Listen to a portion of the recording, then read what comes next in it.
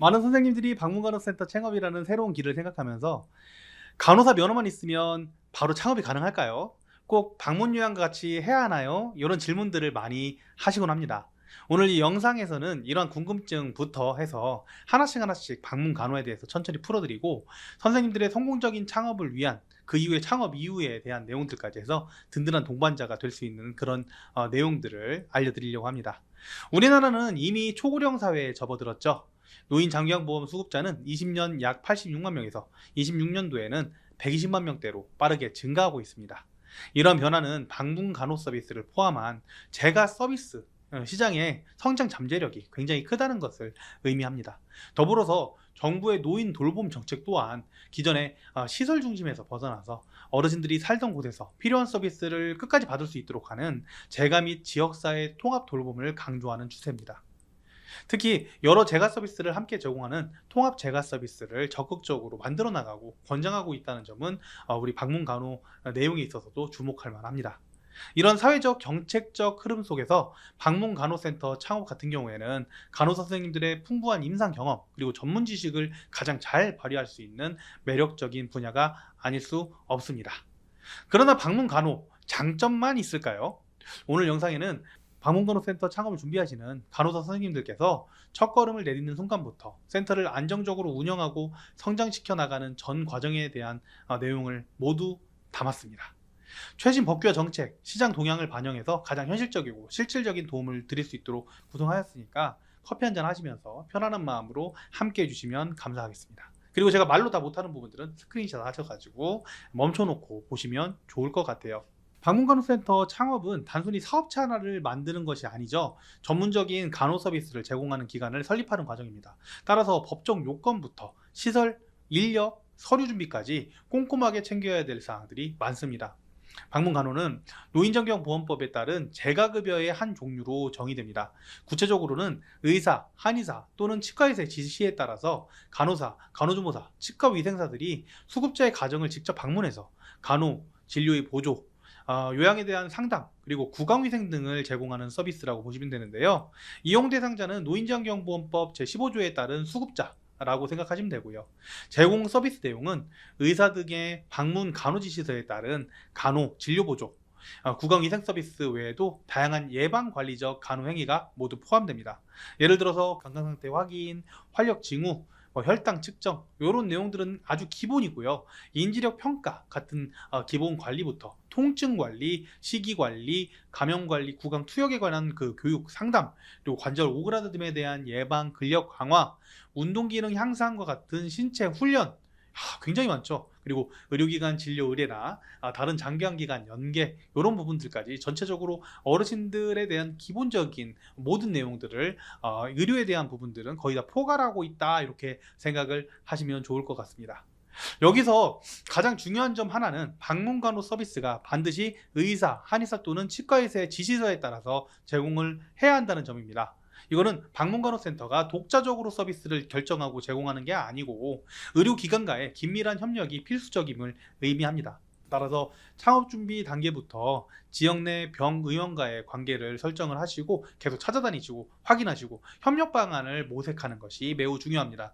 실제로 방문간호지시서 발급 과정에서의 현실적인 어려움이 있을 수 있으니까 이에 대한 충분한 이해와 대비가 필요한 내용이죠. 방문간호센터를 설립하고 운영하기 위해서는 법에서 정한 특정 자격 요건을 충족해야 하는데요. 특히 시설장과 실제 서비스를 제공하는 인력에 대한 기준이 명확하게 규정되어 있습니다. 우선은 시설장 자격에 대해서 설명을 좀 드리겠습니다. 방문간호센터의 시설장 같은 경우 간호사로서 간호 업무 경력이 2년 이상이어야 됩니다. 그리고 이 센터에 상근해야 하는 분들입니다. 이건 간호 서비스의 의료적 전문성 그리고 운영의 책임성을 확보하기 위한 핵심적인 규정이고요. 사회복지사 자격만으로는 방문간호센터의 시설장이 될 수 없다는 점 유의하셔야 됩니다. 따라서 창업을 고려하시는 간호사 선생님께서는 본인의 간호 업무 경력이 2년 이상인지 그리고 시설장으로 상근이 가능한지 먼저 확인하셔야 됩니다. 만약 대표로만 하고 창업을 하고 시설장을 따로 고용을 한다면 자격증이 없어도 대표자는 자격증이 필요 없거든요. 창업은 가능합니다. 실제로 수급자 가정을 방문해서 간호 서비스를 제공하는 인력은 어떤 자격을 또 이제 갖춰야 되는데요. 이거 시설장 말고 방문하는 방문 간호사를 얘기하는 거예요. 이분들도 자격을 갖춰야 되는 게 맞아요. 일반적으로 간호사가 기본 인력이고요. 간호사 파견하는 게 이제 일반적인데, 방문 간호 같은 경우에는 방문 간호사 역할을 시설장님이 또 겸임을 할 수도 있습니다. 다만 이제 방문 요양이나 이런 것 같은 다른 사업과 함께하는 경우에는 상근 근무 시간 외에만 파견이 가능하다는 점 명심하세요. 그 외에 이제 사람을 우리가 뽑아서 간호사 말고 간호조무사도 인력을 채용할 수도 있는데요. 간호조무사는 다 되는 게 아니고 간호보조 업무가 경력이 3년 이상이면서 이 방문간호 관련 교육을 이수한 분들만 가능합니다. 구강 이상 서비스만 제공한다면 치위생사를 채용해도 됩니다. 방문간호센터를 운영하기 위해서는 법적으로 정해진 시설 기준을 충족해야 하는데요. 사무공간의 크기부터 필요한 비품까지 세심하게 준비해야 됩니다. 방문간호센터의 사무실은 적어도 전용 면적이 최소 16.5제곱미터, 약 5평 이상이어야 됩니다. 하지만 실제 운영의 편의성과 직원 복지를 고려한다면 직원 휴게 공간을 표하면서 7평 이상으로 준비하시는 것이 좋습니다. 특히 산업안전보건법에 따른 일정 규모 이상의 사업장에는 휴게시설 설치가 의무가 되어 있으니까 요거에 대한 과태료 부과될 수 있다는 점 유념하고서 사무실을 임차하는 게 좋겠죠. 따라서 사무실 임차 시에 단순한 업무 공간 외에 직원들이 편안하게 쉴 수 있는 휴게 공간 확보 계획도 함께 세우는 것이 바람직합니다. 또한 사무실은 다른 용도로 사용되는 공간과 명확히 구분되어야 됩니다. 예를 들어서 아파트같이 주거공간 내에서 방문관을 설치할 때도 있는데, 이럴 때는 벽면으로 분리된 독립된 공간이 사무실이 돼야 되고요. 커튼이나 이동식 칸막이 등은 인정되지 않을 수가 있습니다. 방문 간호 기간은 수급자의 개인정보가 포함된 중요한 서류들을 다루겠죠. 그렇기 때문에 이 종사자 외의 사람이 임의로 출입하거나 서류를 열람할 수 없도록 잠금장치, 이런 보안 조치를 갖춰야 됩니다. 초기 창업 예산 그리고 공간 계획 수립 시 이런 점들을 반영을 해서 사업을 시작하셔야 됩니다. 센터 운영과 방문간호 서비스 제공에 필요한 기본적인 사무직기와 의료 용품도 갖추어야지 오픈이 가능한데요. 책상, 의자, 컴퓨터, 프린터, 전화, 팩스, 그리고 잠금장치가 있는 서류와 이런 것들이 기본적이 필요한데, 거기에 방문간호 서비스에 필요한 혈압계, 체온계, 청진기, 이런 의료 비품들을 구비를 해두셔야지 오픈할 수 있습니다. 초기에는 지정심사를 위해서 너무 많은 종류의 용품을 대량으로 구비하기보다는 필수적인 항목들을 종류별로 소량 준비하는 것이 효율적일 수 있습니다. 이후에 필요하다면 더 사면 되니까요. 그 설립 시 필요한 시설 비품에 대한 체크리스트 예상 비용 띄워드리겠습니다. 멈춰놓고 보시면 될 것 같아요. 실제 비용은 지역, 규모, 선택하는 제품의 사양에 따라서 달라질 수 있으니까 참고용으로만 활용하세요. 방문간호센터의 서비스 질은 결국 우수한 인력에 의해서 좌우되겠죠. 따라서 법적 기준을 충족하는 동시에 효율적인 팀을 구성하는 전략이 필요한데요. 앞에서 말씀드렸듯이 시설장은 간호 업무 경력 2년 이상의 간호사로 상근을 해야 합니다. 이건 필수 요건입니다. 그래서 실제로 방문간호를 수행할 인력으로 간호사 또는 자격을 갖춘 간호조무사를 1명 정도는 추가적으로 채용을 해야 오픈이 가능합니다. 초기에는 시설장이 직접 간호사 역할을 겸임해서 최소 인력으로 시작하는 것도 하나의 전략이 될 수 있겠습니다. 이 소수 정예로 시작하는 것이 일단 돈을 아끼는 부분에 있어서 좋다는 의견도 있지만, 이 점에 대해서는 좀 더 깊이 좀 생각을 해보실 부분이 있어요. 뭐냐면 방문간호 서비스는 한 명의 간호사가 하루에 제공할 수 있는 방문 횟수에 물리적인 한계가 있겠죠. 여기 갔다 저기 갔다 거기 갔다 하면요. 그리고 방문 간호수가는 건당으로 책정이 되고 돈도 건당으로 원래 주게 돼 있어요. 그렇다 보니까 센터 운영에 임대료, 관리비, 최소 인건비 이런 거 나가는 고정 비용들이 발생하는 거를 최대한 해지를 하고 안정적인 수익 구조를 확보하고 손익분적을 분기점을 넘기려면 일정 규모 이상의 서비스 제공 건수가 필수적이죠. 만약에 시설장님 혼자서 모든 업무를 다 감당하거나 최소 인력으로 계속 운영만 계속 지속할 경우에 수급자 증가에 따른 업무량 과부하로 인해서 서비스 질이 저하되거나 새로운 수급자를 유치하는 데 한계에 부딪힐 수 있습니다. 따라서 처음에는 소수정의로 시작하되 운영의 효율성을 이제 처음부터 높이더라도 장기적으로는 사업 확장과 함께 안정적으로 간호 인력을 확보를 하고 계속 파견 보내는 형식으로 사업을 키워야 된다. 이렇게 조금 말씀을 드리고 싶습니다. 그리고 이제 그 다음에 서류도 되게 중요한데요. 지자체 방문간호센터를 하려면 설치 신고, 지정심사 서류, 장기형 지정 서류들이 있습니다. 이 서류들은 지자체별로 일부 상이할 수 있으니까 반드시 사전에 지자체 찾아가서 확인을 해보셔야 됩니다. 한번 띄워드릴게요. 이 중에서 사업계획서 운영규정은 단순한 제출 서류가 아니라고 생각합니다. 사업계획서는 센터의 비전, 목표, 제공 서비스에 대한 질, 예산 계획 이런 것들이 다 들어가 있고 마케팅 전략까지 들어가 있어요. 거기다 운영 규정 같은 경우에는 수급자, 보호자 권리 의무부터 서비스 제공 범위 절차, 이용료, 뭐 직원 복무 규정, 고충 처리 어떻게 할지, 복지는 어떻게 할지 이런 내용들이 다 들어가 있어요.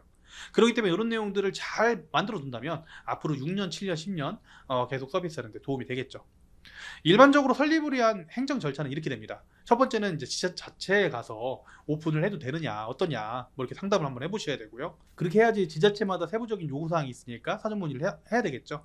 그리고 두 번째가 시설하고 인력 기준을 충족해야 되고, 세 번째는 서류 준비 그리고 제출을 해야 되겠죠. 그 다음에 실사가 나옵니다. 그래서 사무실이 제대로 갖춰져 있는데 아니면 그 간호용품들이 있는지 이런 실사 나오기도 하고, 심사도 보니까 심사까지 하게 됩니다. 이런 심사가 다 끝나서 지정서가 나오면 이 지정서를 받아서 그걸 가지고 사업자 등록증을 발부받을 수 있어요. 세무서 가가지고 그걸 가지고 또 통장도 만들고, 통장하고 사업자 등록증 들고 공단 찾아가서 공단에 있는 그 이제 나중에 청구해야 되잖아요. 청구를 위한 인정서 이런 것들까지 발급을 하면은 이제 설립 절차는 마무리가 되는 겁니다. 이 모든 과정들을 다 작업을 하는데 적어도 2달 이상 소요가 될 수 있으니까 당장 오픈할 수 있다고 이렇게 생각하시면 안 됩니다. 내가 오픈하겠다 마음 먹으면 그때부터 2달, 3달은 걸린다고 생각을 하고서 단계별로 필요한 사항하고 예상 소요 시간을 미리 파악을 하고 체계적으로 준비하는 것이 중요하다고 생각합니다.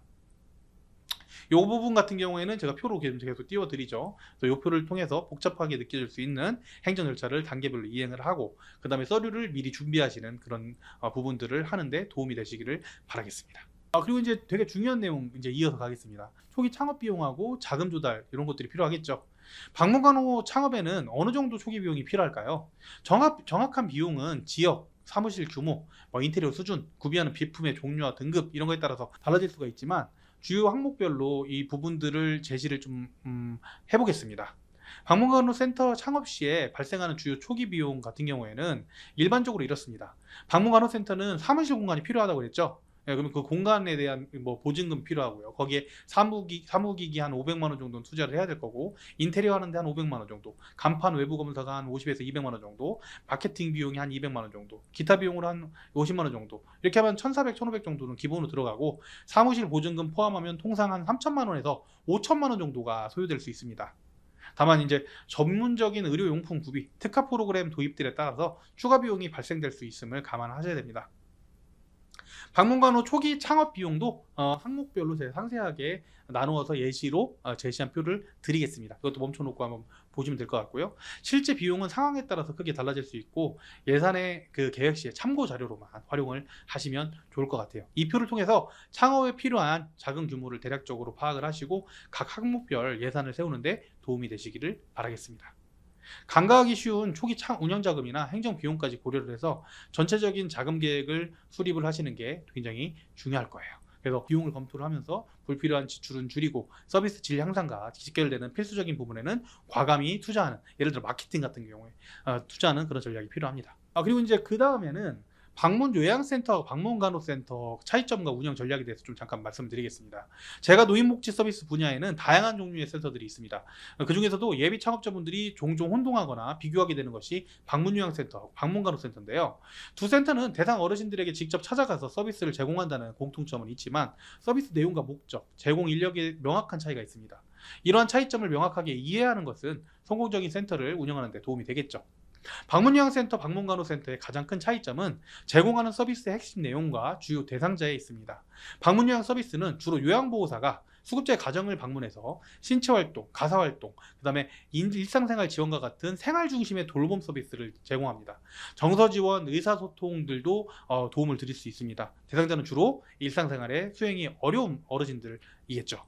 방문간호 서비스는 간호사 자격을 갖춘 간호사, 그리고 이제 교육을 받은 간호조무사가 의사, 한의사 또는 치과의사의 지시에 따라서 수급자 가정을 방문해서 간호, 진료보조, 요양에 대한 상담, 구강위생 이런 의료적이고 전문적인 간호 서비스를 제공을 하는 겁니다. 구체적으로는 건강상태 확인부터 유치도뇨관 관리, 비위관 관리 이런 그 전문적인 분야까지 다 포함된다고 말씀을 드렸죠. 대상자 같은 경우에는 주로 질병과 건강 문제에 대해서 좀 더 굉장히 많이 등급으로 따졌을 때는 좀 더 높은 등급 어르신들이라고 생각하시면 될 것 같습니다. 방문요양은 돌봄에, 방문간호는 의료적 간호에 중점을 둔다는 점에서 근본적인 차이가 있고, 이것은 필요한 인력의 전문성과 자격 기준의 차이로도 이어집니다. 표로 이 방문간호 서비스와 요양의 차이점 이런 것들 올려드리겠습니다. 그리고 이제 가정간호하고 방문간호, 이것도 가정에서 받는 간호라는 서비스에서 이것도 유사하게 느껴질 수가 있지만 실제로는 법적 근거, 대상자, 서비스 제공 인력 뚜렷한 차이가 있습니다. 방문 간호 창업을 준비하시는 간호사님께서는 이걸 명확하게 구분해서 설명을 해줄 수 있어야 되겠죠. 예, 그러니까 이것도 한번 띄워드릴게요. 예, 그 방문간호센터 같은 경우에는 노인 장기 요양법에 따른 방문간호 서비스를 얘기하는 거고, 가정간호는 국민건강보험 체계의 가정간호다. 이렇게 이제 범위를 조금 넓게 비교를 좀 해보시면 좋을 것 같아요. 만약 이런 구분이 명확하지 않으면 수급자 모집이나 서비스 제공 범위, 그리고 특히 상담 시에 고객한테 잘못된 얘기를 해서 혼란이나 오해를 야기할 수 있겠죠. 방문간호 서비스는 전문적인 의료 지식을 갖춘 간호사가 제공하는 매우 중요한 서비스임에도 불구하고 실제 시장에서의 수요는 요양 서비스에 비해서 상대적으로 적은 것이 현실입니다. 방문간호를 요구하는 고객은 방문 요양에 비해서 상당히 적습니다. 방문간호 필요자는 방문 요양 필요 수급자에 비해서 10분의 1 수준이라고 보셔도 무방합니다. 이러한 시장 상황은 통계 자료를 통해서도 확인할 수 있는데요. 22년 장기요양 실태조사에 따르면 장기요양 인증사 중에 41.2%가 방문요양 서비스를 이용한 반면에 재가 서비스 이용자 중에서 방문간호 서비스 이용 비율은 3.9%에 그쳤습니다. 그리고 재가급여 공단 부담금 중에서도 방문 요양이 차지하는 비중은 매우 크지만 방문간호가 차지하는 비용은 0.5%로 매우 낮게 나타났습니다. 이러한 요양과 간호의 현격한 수요 차이는 방문간호센터가 단독으로 수급자를 충분하게 확보한다, 이런 게 좀 쉽지 않다, 안정적인 수익을 창출하는 것이 매우 어려울 수 있다는 것을 시사합니다. 물론 방문간호 서비스의 필요성과 중요성은 계속 커지고 있지만 현실적으로 고객 확보 전략에 대한 깊은 고민이 필요하겠죠. 이게 많은 전문가들이 정부 정책에서 방문간호 서비스를 단독 운영하는 것보다 방문 요양과 방문 간호를 같이 통합적으로 운영하는 것이 좋다라고 권장하는 이유 중에 하나입니다. 앞서 언급된 것처럼 방문간호 서비스는 상대적으로 수요가 적죠. 수급자분들한테 포괄적으로 연속적인 서비스를 제공하기 위해서 통합 재가 서비스라는 게 주목받고 있습니다. 요건 정부 정책의 중요한 방향이기도 하고 방문 간호 선생님들은 꼭 알고 계셔야 되는 겁니다.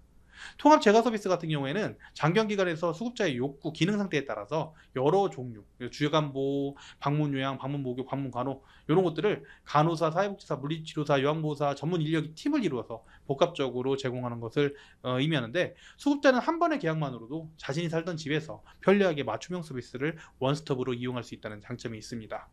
이 통합재가는 사실 주간보 통합형, 방문 간호 통합형, 이게 두 가지로 이렇게 나눠져 있으니까 우리 유튜브에 제가 올려드린 적이 있죠. 국회 유튜브 보시면 요거 통합재가에 대한 거 검색하셔서 한번 좀 세부적으로 좀 확인해 보시면 좋을 것 같아요.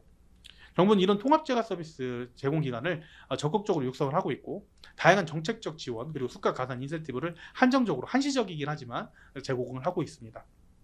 그래서 우리가 만약에 방문 간호를 당장 이렇게 방문 간호만 한다고 하더라도 이 통합 재가에도 어느 정도 이 귀를 기울이고 인센티브도 좀 어느 정도 알고 있으면 굉장히 좋을 것 같아요. 수급자 중심의 맞춤형 사례 관리, 그러니까 수급자가 원할 때 방문 간호가 필요하면 방문 간호, 뭐 그 외에 다른 서비스를 한다고 하면 그런 부분들도 다 연결할 수 있는 게 우리 간호사 선생님들의 굉장히 중요한 어떤 목표다, 이렇게 생각을 하시면 될 것 같아요. 방문간호가 치열한 시장 경쟁이 있잖아요. 그렇기 때문에 경쟁력 확보하고 지속적으로 성장하기 위해서는 이 부분도 좀 필요하다, 말씀을 드리고 싶고요. 제가 통합재가 서비스 제공 시에 적용될 수 있는 주요 가산 항목하고 조건을 표로 정리했습니다. 이것 사실 최신 정부는 계속 건강보험공단 자료를 활용하시면 좋을 것 같아요. 통합재가 뭐까지 생각 안 하더라도 방문간호센터 성공을 시키려면 수익 구조에 대한 이해도 굉장히 많이 필요하겠죠. 방문간호 수가 체계부터 잠깐 말씀을 드릴게요. 방문간호는 주 수입원이 보통 수가입니다. 그러니까 그 공단에서 나오는 돈, 거기에 플러스 본인 부담금을 수가라고 하는데, 이 수가 체계를 정확하게 이해하는 게 굉장히 중요한 부분이죠.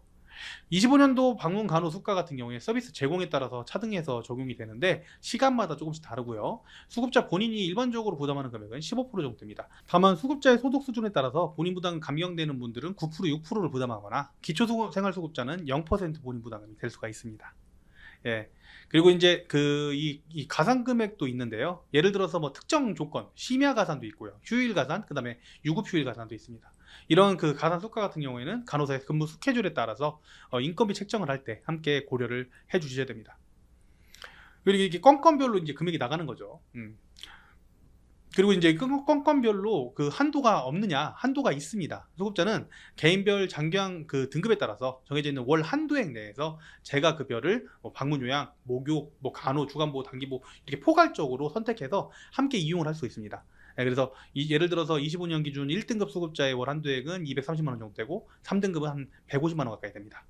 만약에 소급자가 월 한도액을 초과하는 경우에는 100% 본인 부담을 해야 되기 때문에 요거를 설명드릴 때 소급자별로 서비스 계획을 수립할 때는 이 한도액을 고려를 해서, 만약에 우리가 방문 간호만 하고 있다면 다른 방문 요양, 뭐 주간보호를 이용하는 것까지 생각을 해서 잘 짜주셔야지 성공할 수 있어요.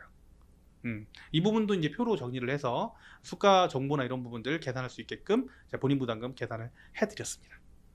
안정적인 센터를 위해서는 뭐 수입만큼이나 지출 그리고 운영비를 철저히 관리하는 손익분기점을 파악하는 것도 굉장히 중요한데요. 방문 간호센터의 운영비는 크게 고정비와 변동비로 나눌 수가 있습니다. 손익분기점은 총 수익과 비용이 같아져서 이익도 손실 수 없는 지점을 의미하겠죠. 손익분기점을 넘어서야 비로소 수익이 발생하기 시작합니다. 월 운영비가 400만 원이라면 한 달에 최소 80회 정도 방문을 해야 안정적인 운영이 가능하겠죠. 간호사를 따로 뽑아서 급여를 주는 경우에 수익으로만 운영하려면 150케이스, 200케이스 이상 해야지 운영이 수월해지겠죠. 다만 이건 매우 단순화된 계산 예시고, 실제 손익분기점은 앞에서 말씀드린 고정비, 변동비, 요런 특히 인건비 구조에 따라서 크게 달라집니다. 예를 들어서 시설장님이 직접 방문 간호 서비스를 대부분 수행하고 최소한의 행정지원 인력만 두는 경우라면 인건비 부담이 상대적으로 적어지고 내가 직접적으로 다 월급을 가져갈 수 있겠죠. 그래서 굉장히 적은 소급자로도 손익분기점이 도달이 빠를 수가 있습니다. 그런데 우리가 이제 진짜 기업형으로 여러 명의 방문 간호사를 정규직으로 채용을 하고 그다음에 4대 보험 퇴직금까지 모두 책임지는 구조로 만든다면 훨씬 더 많은 서비스건을 지역을 막 다 잡아야지만 고정 인건비를 해지하고 수익을 낼 수 있겠죠. 따라서 창업 초기에는 본인의 역할, 시설장 겸 간호사 요걸 굉장히 잘 하셔야 되고, 그 이후에는 최적의 인력 운영과 계획 그리고 인건비 구조를 설계를 해야지 현실적인 손익분기점 넘어설 수가 있는 겁니다. 그래서 이런 부분들을 좀 향상을 위해서는 다른 재가 서비스를 적극 활용하는 것도 굉장히 중요하고, 효율적인 인력 굉장히 중요하고요. 비급여 서비스 같은 게 좀 있다면 신중하게 접근해야 되겠지만 좀 개발하는 거 노력이 필요하고요. 운영비를 절감하는 것도 굉장히 중요하겠죠. 이런 전략들을 통해서 수입은 늘리고 지출을 줄임으로써 방문간호센터 재정적 안정을 확보하고 지속적인 성장 발판을 마련할 수 있을 겁니다.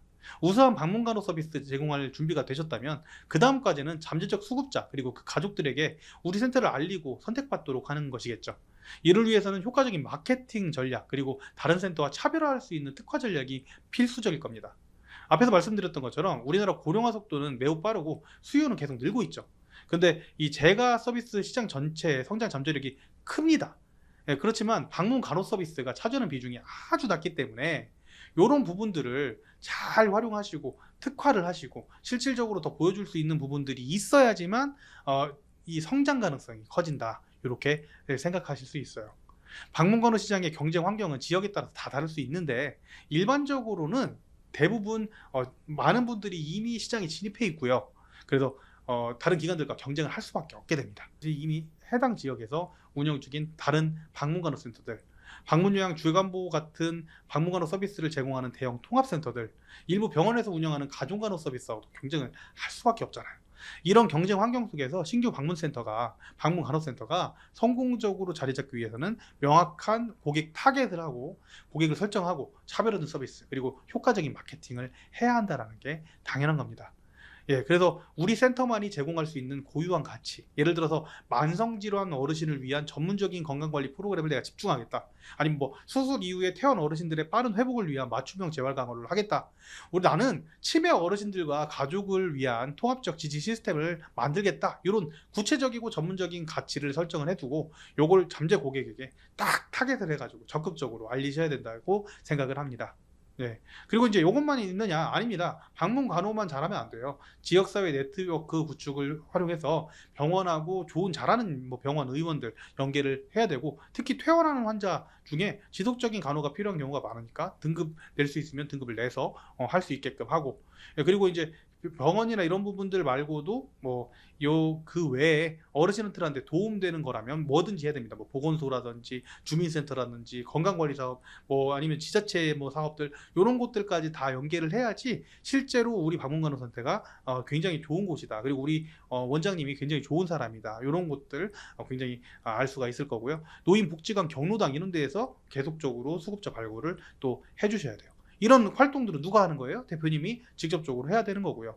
그거 말고도 또 뭐가 필요해요? 온라인 마케팅 전략도 굉장히 중요한데요. 이게 지역에서 이렇게 요즘에는 검색을 해가지고 어떻게 하면 되지? 우리 부모님 어떻게 간호를 집에서 모실 수 있을까? 이런 것들을 인터넷으로 다 검색을 하기 때문에 온라인 마케팅 전략도 굉장히 중요한데, 전문성 있는 정보 제공형 블로그를 만들어서 지속적으로 계속 마케팅을 하고, 거기에 방문간호, 재가간호, 뭐 심해간호, 욕장관리, 우리 지역 플러스 방문간호 이런 키워드들을 분석을 해서 검색 엔진을 딱 검색을 했을 때 우리 센터가 딱 나오게끔 그렇게 하는 것도 되게 중요하고, SNS 채널도 활용하고, 그 다음에 뭐 지역 기반 온라인 커뮤니티도 찾아가가지고 막 글도 올리고, 이런 식으로 온라인 마케팅도 굉장히 중요합니다.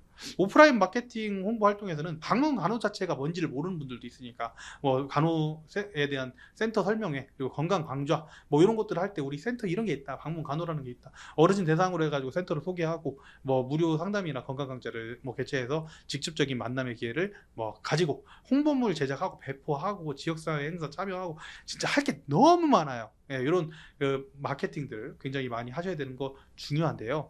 가장 강력한 마케팅은 사실 기존 이용자와 보호자가 만족을 해야지 그 만족을 통한 입소문이 퍼지는 게 굉장히 중요한 겁니다. 그래서 온라인 오프라인 마케팅으로 사람들을 끌어모으고 굉장히 잘해줘서 그걸 가지고 계속 소문이 나게끔 하는 것이 굉장히 중요하다고 생각을 합니다. 그 외에 아까 특화도 되게 중요하다고 말씀드렸죠. 예를 들어서 치매 전문 방문 간호, 재활 전문 간호 같은 특화 서비스를 만들 수 있겠죠. 치매 어르신은 신체적 문제뿐만 아니라 인지 저하, 행동 심리 증상 이런 복합적인 어려움을 겪기 때문에 전문적인 간호가 굉장히 많이 필요하고요.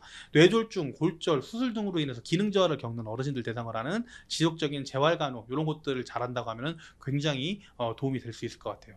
구체적이고 체계적인 프로그램을 갖추는 것이 굉장히 중요하겠죠. 그러니까 본질이라고 해요. 우리 센터에서 가지고 있는 이 본질을 갖춘 상태에서 온라인 마케팅, 오프라인 마케팅 소개가 굉장히 이렇게 같이 병행되고, 그 다음에 병원도 좋은 데를 찾아주고, 이런 것들이 다 연결이 돼야지 전체적으로 성공이 가능할 것 같습니다.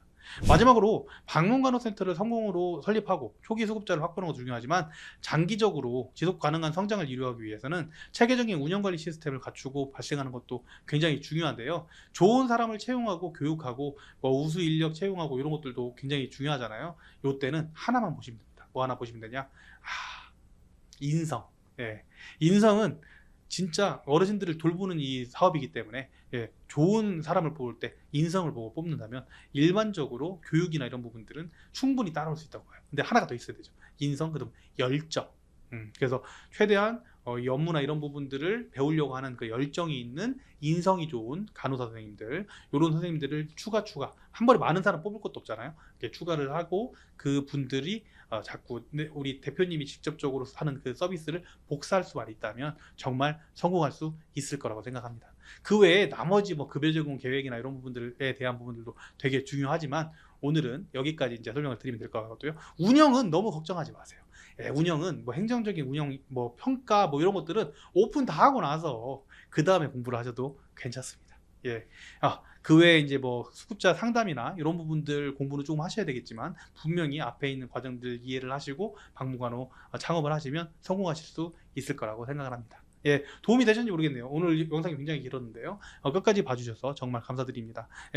끝까지 다 보셨다면 구독, 좋아요 꼭 눌러주시고요. 감사합니다. 저는 국회의원 천천박사였습니다. 감사합니다.